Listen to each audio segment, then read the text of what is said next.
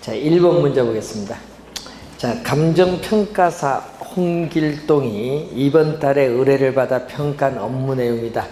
이들 중 뭐에 해당하는 거죠? 일괄 감정평가에 해당하는 경우를 묻습니다. 자, 일괄 감정평가입니다. 1번에 대로에 접한 1필지 전면은 상업용지로 후면은 주택용지죠. 자, 이렇게 이 대로에 접한 1필지의 토지의 전면, 이 전면 부분은 뭘로? 상업용, 후면은 뭘로? 주거용으로 이렇게 평가를 했죠.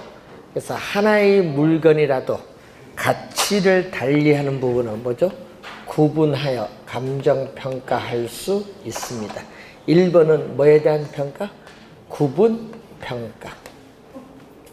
자, 2번 투자 의사결정을 위해 1년 후 신도시 1년 후가 나왔으니까 미래가치인데 이 신도시 개발이 완료되었을 경우에 예상 가격이 얼마 될 것인가 평가한다. 자, 가까운 미래에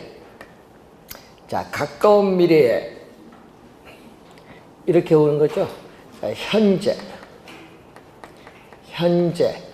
이렇게 가까운 미래에 도래가 확실한 미래의 일정 시점을 기준으로 하는 평가가 기한부 평가예요. 그래서 2번 지문은 뭐에 대한 평가? 기한부 평가의 설명. 3번 민형사 사건의 증거로 활용하기 위해서 과거에 어느 시점을 기준 시점으로 해서 평가를 했다. 이것은 무슨 평가냐면은 소급평가에 대한 설명. 자, 3번은 소급평가에 대한 설명.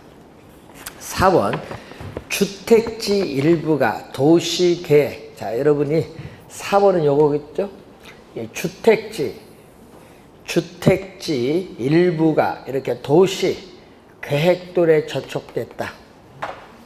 자, 주택지 일부가 도시 계획 도로에 이렇게 저촉이 된 경우 이 도로에 저촉된 이 부분을 평가할 때는 뭐를 가지고? 이 전체를 기준으로 해서 이 일부분을 평가하죠. 그래서 4번은 무슨 평가냐면은 부분 평가. 일체로 이용되고 있는 물건 전체를 기준해서 일부분을 평가하는 거죠. 5번 현재 주거용으로 사용되고 있는 상업용 토지와 상가주택 건물을 하나의 부동산으로 보고 평가했다.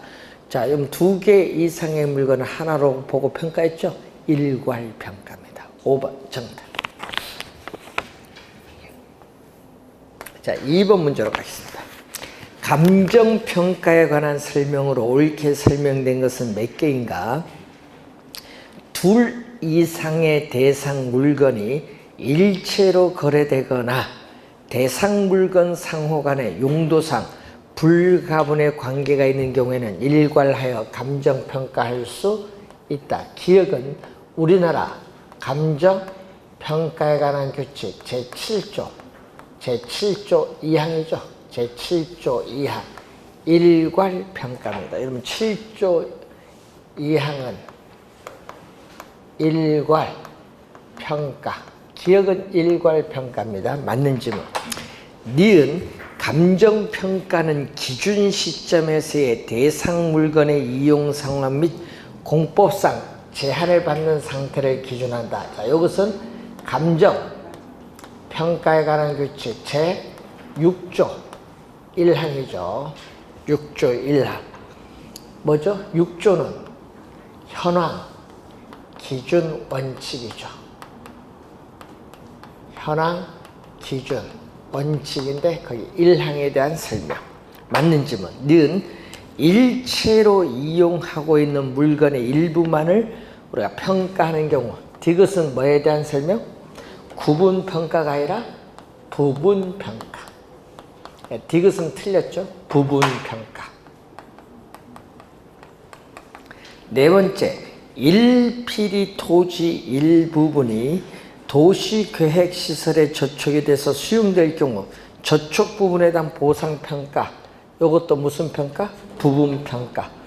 구분평가가 아니라 이것도 부분평가에 대한 설명. 네 번째도 틀린 지문. 다섯 번째, 대로변에 위치한 일필이 토지는 전 후면의 가치를 달리하더라도 이를 구분하여 감정평가할 수 없다니까 틀렸죠. 구분하여 감정평가할 수 있다. 그래서 이거는 무슨 평가? 구분평가에 대한 설명. 구분하여 감정평가할 수 있다. 없다 하니까 이것도 틀린 지문. 네 번째, 복합부동산인 경우 나지 상정 후, 자, 얘기죠. 자, 예를 들어서 토지에 이렇게 건물이 있는, 자, 토지에 건물이 있는 복합 부동산의 경우에 어떻게 돼요? 건물이 없다고 보고 토지를 뭘로? 나치로 상정 후에 이 토지 이 가치만을 평가하는 경우를 무슨 평가? 독립평가. 맞는지는. 그러면 틀린 것은 요 세 가지가 틀렸고 맞는 것은 기역, 니은, 비읍 세 개. 정답이죠. 3번 정답. 자, 3번 문제로 갑니다. 감정평가 유형에 관한 설명으로 틀린 것은 일괄평가란 두 개 이상의 대상 물건이 일체로 거래되거나 대상 물건 상호 간의 용도상 불가분의 관계가 있는 경우에는 일괄하여 평가하는 것을 말한다. 맞는 지문이죠. 자, 2번, 일체로 이용되고 있는 물건의 일부만을 평가하는 것은 부분평가. 조건부 평가가 아니라 부분평가. 2번 정답. 한 개의 대상 물건이라도 가치를 달리하는 부분은 이를 구분하여 평가하는 것을 말한다. 구분평가의 개념. 대상 물건의 상태, 구조, 이용 방법 등을 있는 그대로 평가하는 것은 현황평가. 또 맞는 지문이고, 이 대중평가가 아니라 고용주 또는 고용기관을 위해서 행해지는 평가를 참모평가라고 하죠. 참모평가. 자, 그래서 정답은 2번이 정답. 자, 시험 문제에 이렇게 감정평가의 분류에서 출제하면 이렇게 5개 놓고 출제할 가능성이 많아요. 틀린 걸 찾는 거. 자, 4번 문제 갑니다. 부동산의 가치와 가격에 관한 설명으로 틀린 것은 일정 시점에서의 부동산 가격은 뭐밖에 없다? 하나. 자, 가격은 우리는 한 개 존재하죠. 자, 일정 시점에 교환의 대가로서 지불한 시점에서의 가격은 단 한 개 존재를 해요. 그렇지만 부동산 가치는 어떻게 돼요? 가치는 보는 사람의 견해에 따라 담보가치, 과세가치, 보험가치는 여러 개 존재할 수 있다. 여러 개 존재할 수 있다. 가치의 다원적 개념이 나타납니다. 2번, 부동산 가격은 장기적 고려하에서 형성된다. 자, 영속성의 토지 특성에서 부동산 가격은 과거, 현재 및 장래에 걸친 장기적인 배려, 고려하에서 장기적인 배려, 고려하에서 형성된다. 그리고 부동산 가격은 또 항상 변화의 과정에 있죠. 부동산 토지의 특성 특성으로 인해서 일반 상품과는 다른 부동산 가격의 특징이 나타나고 있죠. 3번, 부동산 가격과 가치 간에는 오차가 존재할 수 있죠. 자, 여러분, 정상적인 부동산의 시장 가치는 4억 원인데 금 매물로 3억에 매각했다면은 이 매각 시점에서 부동산 가치가 3억 원으로 급격히 하락한 것은 아니다. 뭐가 존재한다? 오차가 존재할 수 있는데 이때 오차는 플러스 오차일 수도 있고 마이너스 오차일 수도 있다. 뭐가 존재하고 있다? 오차가 존재한다. 3번 맞는 질문. 부동산 가격은 시장 경제에서 자원 배분의 기능을 수행한다. 자, 가격이 결정되면은 이 부증성에 의해서 토지는 한정되었기 때문에 수요자에게 가격에 따라 자원을 배분하는 기능을 갖습니다. 자, 그래서 4번 부동산 가격의 기능을 얘기하죠. 5번 부동산 가치는 어빙 피셔는 이렇게 정의를 해야 되죠. 자, 어빙 피셔는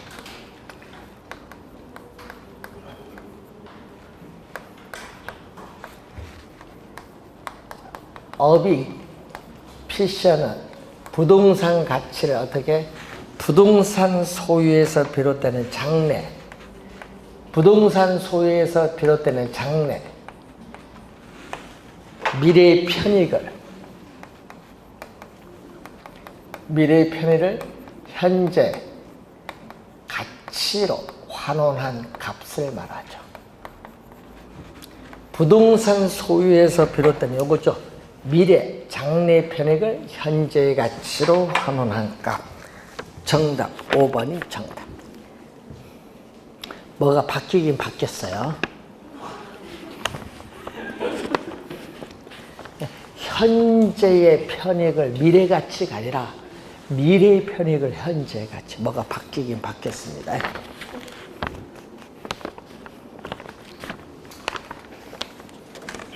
5번 정답입니다. 그럼 출제위원들은 이런 걸 잘 바꾸죠. 우리 시험 문제. 자, 그리고 5번 문제로 갑니다. 부동산 가격과 가치에 관한 설명으로 틀린 것은 수요가 공급을 초과한다. 자,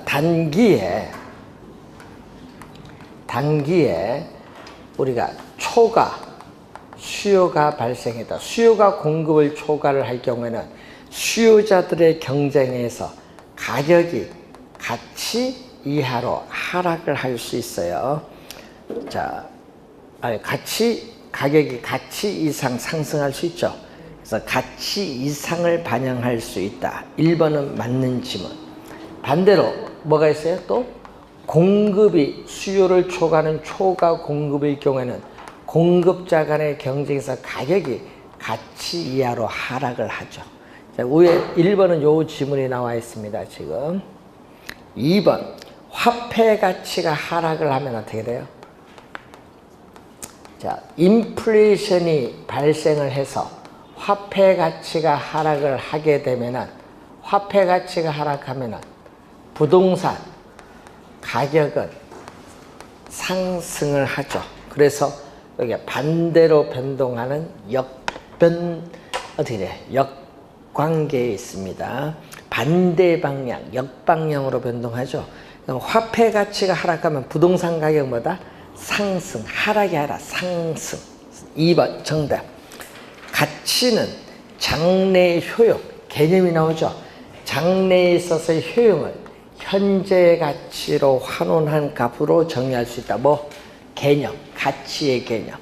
네 번째, 가격은 수요자와 공급자 간의 시장에서 합의한 금액, 또 가격의 개념이 나오고 있고, 통상적으로 부동산 가치가 상승하면 어떻게 돼요?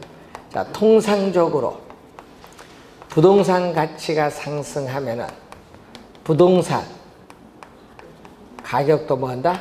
상승한다. 그래서 가치와 가격은 같은 방향으로 변동한다.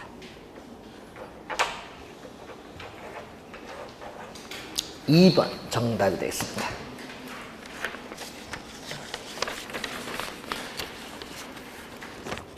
자, 6번 부동산 가격의 특징을 설명한 것으로 옳은 것은 부동산 가격은 영속성에 의해서 부동산 시장에서 거래가 성립됐을 때 매도자와 매수자 사이에 교환의 대가로서 실제로 지불한 금액인 가격, 좁은 의미 가격이라고 해요. 가격입니다. 그리고 기간, 분할의 가능성, 기간, 분할의 가능성에 의해서 사용, 수익의 대가, 사용 수익, 용익이죠. 사용 수익의 대가인 임대료로 표시를 하죠. 그래서 이 가격과 임대료를 더해서 넓은 의미의 부동산 가격이라고 해요. 바뀌었네요. 가격, 임대료가 바뀌었어요. 2번 부동산 가격은 소유권을 포함한 부동산에 대한 각종 권리의 합계를 말하죠. 그래서 우리는 부동성에 근거해서 부동산 가격은 소유권, 기타, 권리나 이익에 있어서의 가격이 되죠. 2번 정답. 3번 부동산 가격은 지역적인 영향보다 개별성에서 더 많은 영향받는다는 게 틀려요. 자, 부동성에 의해서 우리는 지역적 영향도 받죠. 지역적 영향도 받을 뿐만 아니라 또 뭐도 이 개별성에 의해서 부동산 가격은 당사자 간에 특수한 사정이나 개별적 동기가 개재되기 쉽기 때문에 우리는 사정 보정이 필요하면서 부동산 가격은 또 개별적으로 형성돼요. 그래서 지역적으로도 영향받지만 또 개별적으로도 영향을 받아요. 틀린 지문. 더 많은 영향받는다니까 틀렸습니다. 부동산 가격은 장기적인 배려 하에 형성되나 인접 부동산과는 연관성이 있다 없다? 있죠. 없음으로 하니까 틀린 지문. 5번 부동산 가격은 불안정 경쟁 시장 하에서 균형 가격이 달성된다. 균형의 동그라미. 이런 부동산 시장에서 가격은 결정되지만은 부증성의 특성으로 균형 가격은 어떻게 돼요? 형성하기가 곤란합니다. 그래서 틀린 지문. 균형 가격 형성하니까 틀린 지문. 자, 7번 부동산 가치의 발생 요인 중 틀린 것은 자, 부동산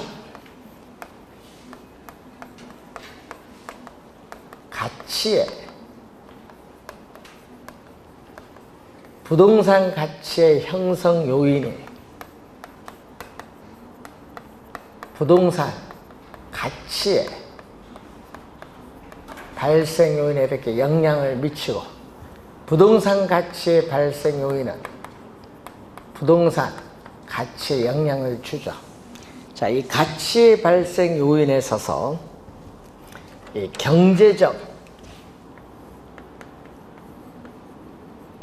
측면에서의 요인, 법적인 요인이 있겠죠.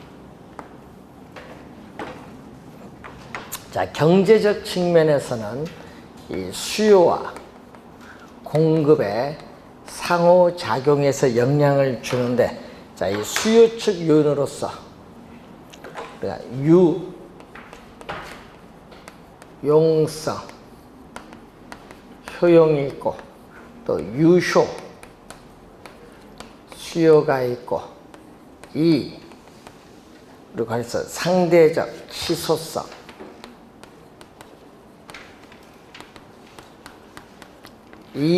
전성이 있습니다. 자, 그래서 1번 보면은 부동산의 효용성, 유효 수요, 상대적 희소성, 이전성 등 가치의 발생 요인은 하나하나가 독립적으로 작용한다. 자, 밑줄은 하나하나가 독립적으로 작용, 밑줄, 여기 틀렸죠? 하나하나가 독립적으로 작용하는 것이 아니라 뭐다? 우리는 상호 결합에 의해서 가치에 영향을 미치고 있다. 상호 결합에 의해서 가치에 영향을 미치고 있습니다. 1번 정답. 자, 실질적인 구매력을 갖춘 수요를 뭐라고 한다? 유효 수요인데, 유효 수요는 부동산을 구매할 의사, 살 의사도 있고 부동산을 구입을 할 수 있는 뭐도? 지불 능력. 지불 능력.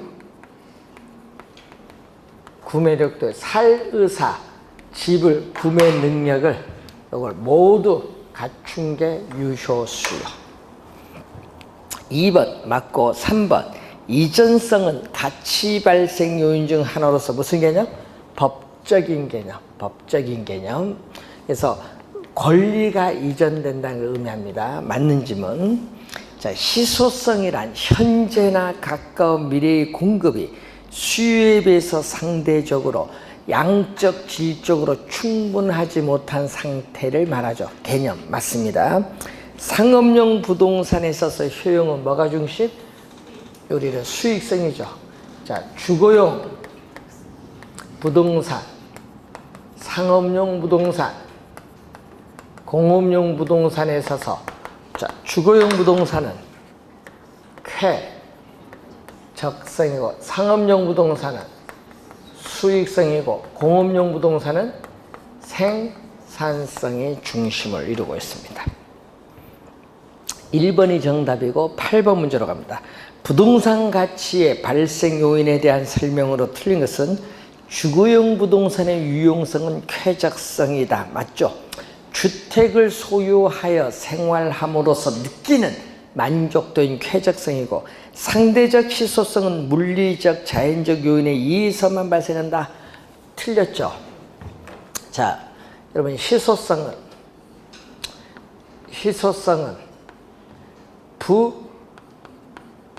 부증성, 이 자연적 특성인 부증성에서 나타나지만 이 상대적 희소성은 뭐에서?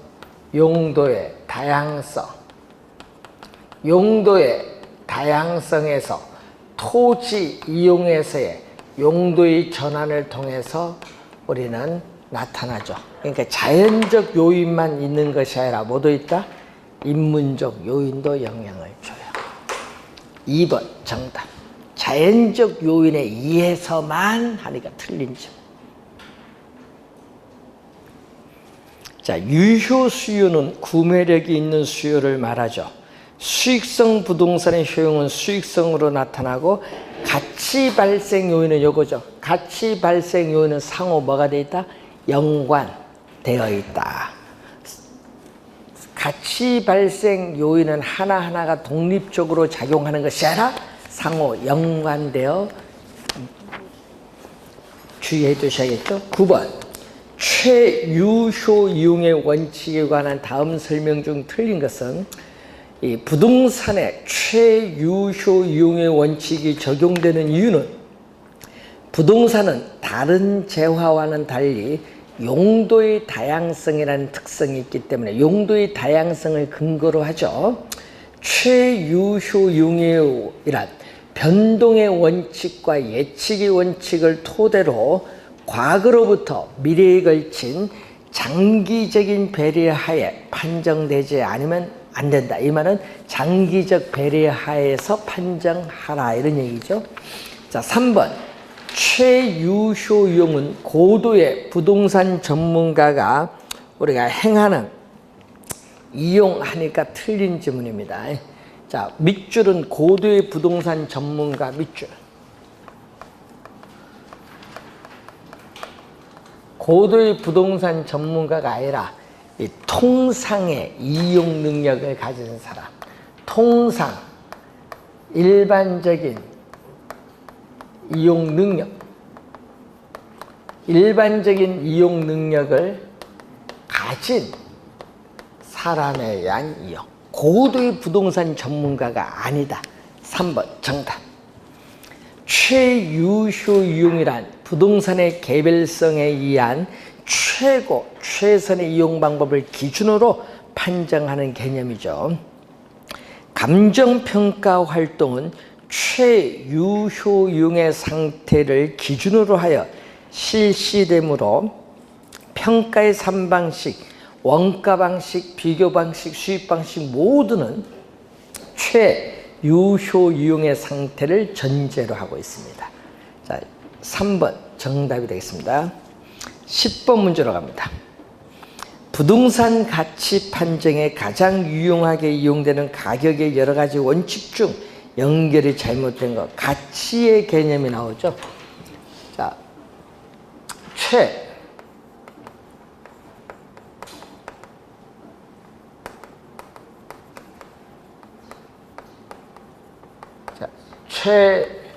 최유효 이용의 원칙에 토대가 되는 원칙이 있죠.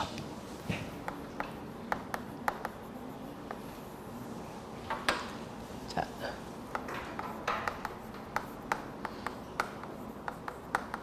토대가 되는 원칙으로서 변동, 예측이 나오는데, 자, 이 예측에 보시면은 부동산 가치는 부동산 소유에서 비롯되는 장래의 편익을 현재의 가치로 환원한 값인데, 이 장래의 편익이 예측이 가능해야 부동산 가치를 구할 수 있어요. 이 가치 개념의 근거가 되어 1번 맞는 질문, 2번 기준 시점은 요거죠. 부동산 가치에 영향을 미치는 가치 형성 요인은 항상 변동하기 때문에 부동산 가치는 특정의 기준 시점에서만 타당성 인정되죠. 기준 시점은 뭐가 관련있다? 변동과 관련있죠. 대상 물건의 감정평가액을 결정하는 기준이 되는 날짜, 기준 시점 확정과 관련 있는 것은 변동의 원칙. 자, 추가 투자 적부를 판단하는 것은 요거죠. 내부적 요인. 내부적 요인은 대내적인 공간 원칙이죠. 기여의 원칙, 수익, 체증, 체감의 원칙이죠. 추가, 투자, 적정성 여부 판단과 관련했죠.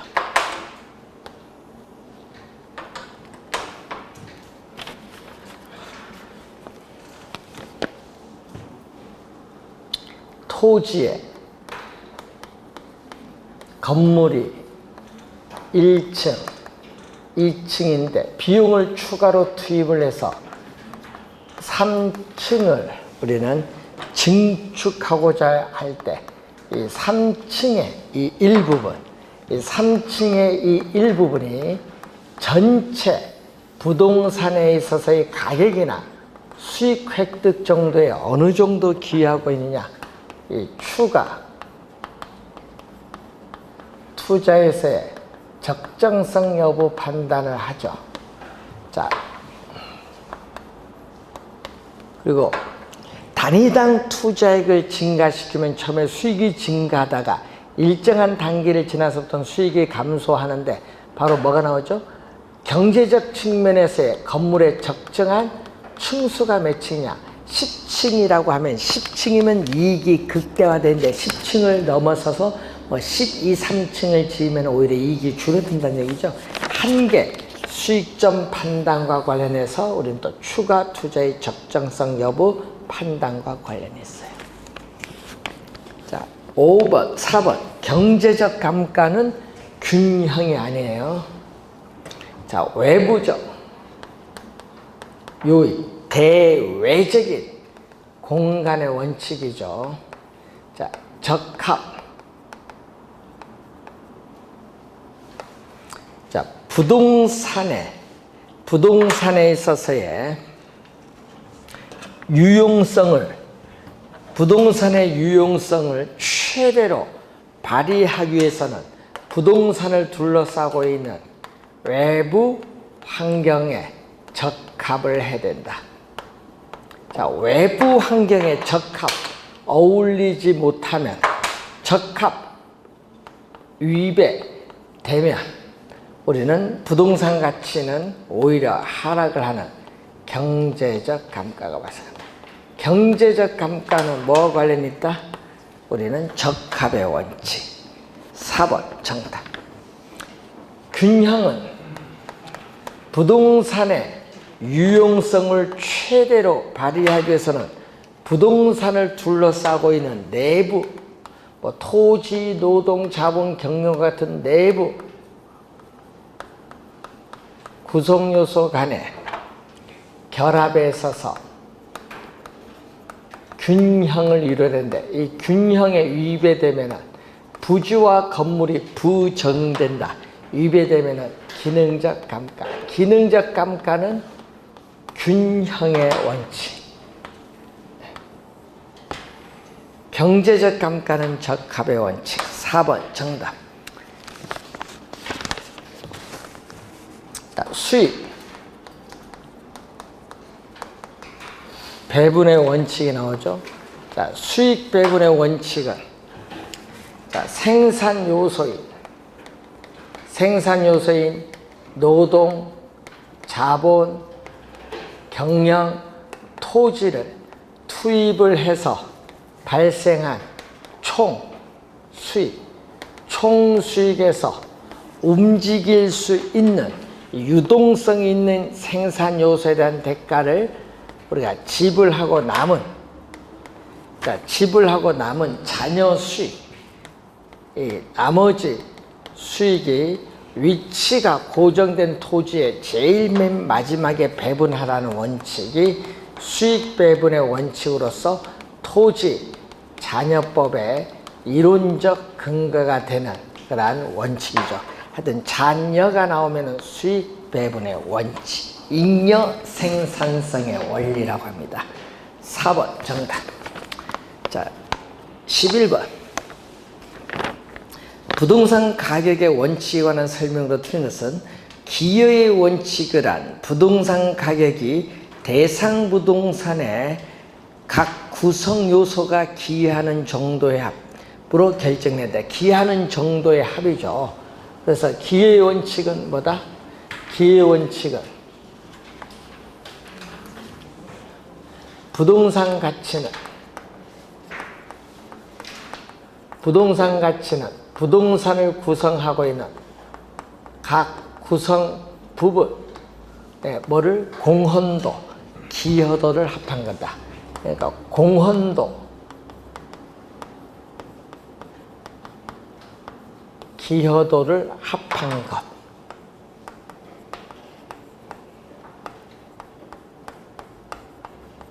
생산비를 합한 것이 아니라는 거 주의하겠죠. 기여의 원칙 맞습니다. 2번 최유효용의 원칙을 한 객관적으로 보아 양식과 통상의 이용 능력을 지닌 사람이 대상 토지를 합법적이고 합리적이며 최고 최선의 방법으로 이용하는 것을 말한다. 개념이 나와 있죠. 3번 변동의 원칙이란 가치 형성 요인이 시간의 흐름에 따라 지속적으로 변화를 함으로써 부동산 가격도 변화한다는 것을 말하죠. 맞는 질문. 부동산의 유용성이 최고도로 발휘되기 위해서는 부동산의 구성요소의 결합의 균형. 여러분, 이 구성요소에 있어서 결합에 있어서 균형을 이루는 건 무슨 원칙? 균형. 4번의 적합의 원칙이 아니라 균형의 원칙. 5번 예측의 원칙이나 평가 활동에서 가치 형성 요인의 변동의 추이나 또는 동향을 주시해야 된다는 걸 말하죠.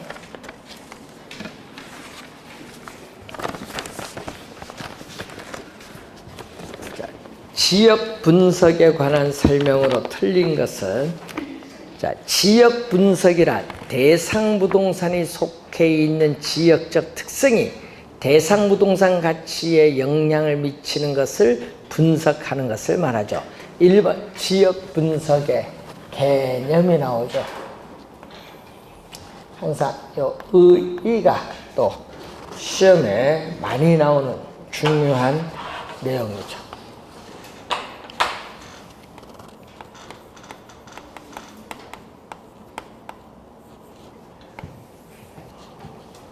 지역 분석,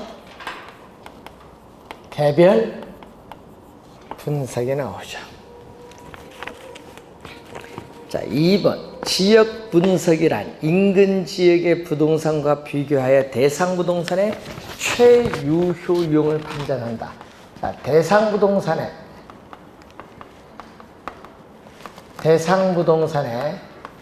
개별성의 특성에 따라 개별 요인을 분석을 하죠.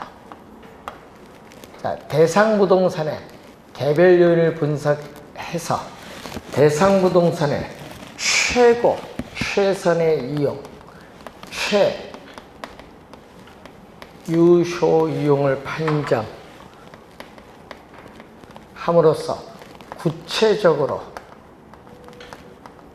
대상 부동산의 가격을 구하는 것을 우리는 개별 분석이죠.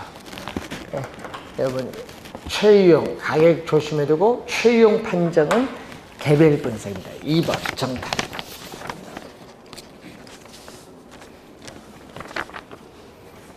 2번은 개별 분석이죠. 대상 부동산의 최유효 이용을 판정하는 것. 요거는 개별 분석 설명입니다. 유사 지역은 인근 지역과 지리적으로 근접할 필요는 없으며 동일 수급권 안에 내에 존재했으면 된다. 이 얘기죠. 자, 대상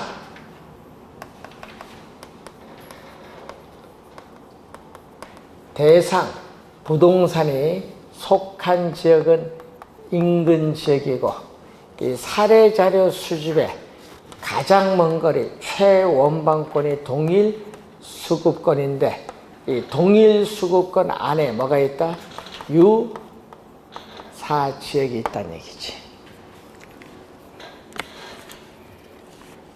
자, 유사 지역은 인근 지역과 인접할 수도 있고 인접하지 않을 수도 있어요. 반드시 인접할 필요는 없습니다.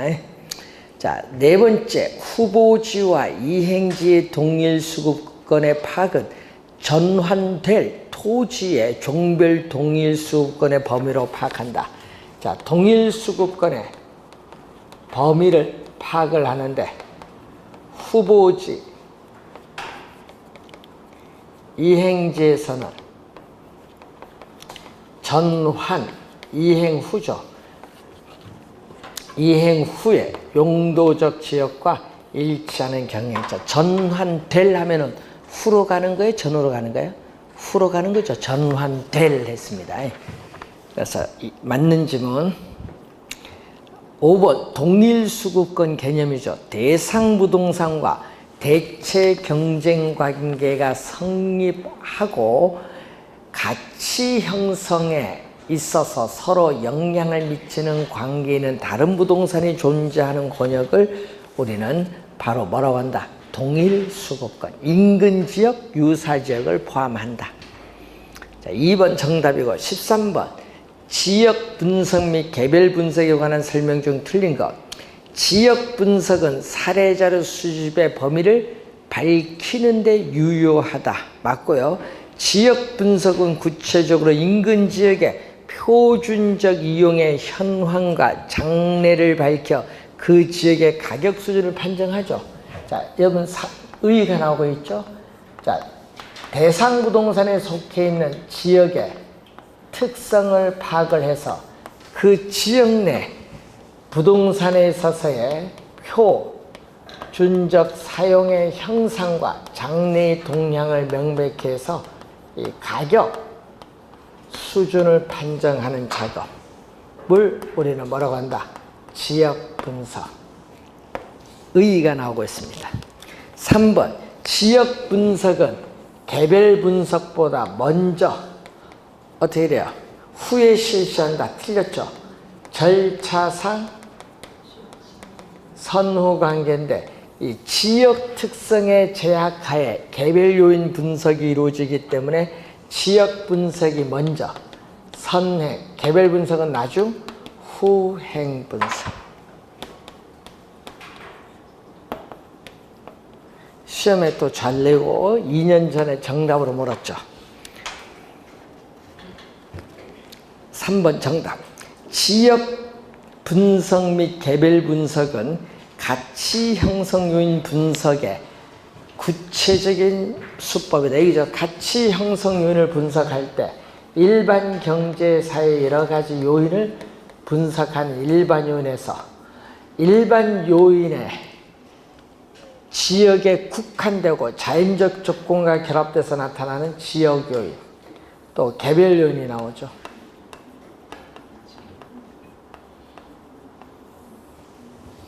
그래서 여러분 지역 개별 분석, 지역 분석은 가치 형성 요인 분석의 구체적 수법. 자, 5번. 개별 분석은 대상 부동산의 최유효 이용을 판정하는 작업입니다. 개념. 14번. 옳은 것 묻습니다. 이 방법은 시장성이 높은, 시장성은 매매 또는 임대될 가능성이 말하죠. 매매 또는 임대될 가능성이 높은 부동산이나 수익성 부동산을 평가할 경우에 실제 거래 가격과 크게 차이가 있을 수 있으므로 거래 사례와 비교, 검토하여야 한다. 건물 등 생산 가능한 재화에는 가장 적합한 평가다. 건물 등 생산 가능한 재화가 포인트죠. 이론적 근거는 장기적으로 볼 때 시장 가격은 정상적인 생산비와 일치하게 된다고 보는 견해죠. 그래서 뭐죠? 원가법에 대한 설명입니다. 박스는 원가법에 대한 설명. 1번 학교, 공공건물 등과 같은 특수목적 부동산 평가에 유용하게 적용할 수 있다. 1번 정답인데 1번은 원가법의 장점. 2번 일반적으로 시장에서 형성되고 있는 가액을 대상 부동산의 시장 가치로 인정하는 경향이 강하므로 가치평가가 법적으로 문제가 되었을 경우에는 다른 어떤 방법보다도 강한 설득력을 가지고 있다. 요거 거래 사례 비교법의 장점. 3번 장래 발생할 것으로 기대하는 순수익의 기준 시점에 있어서 현재 가액을 구하는 것이기 때문에 이론적이다. 3번은 수익 환원법의 장점.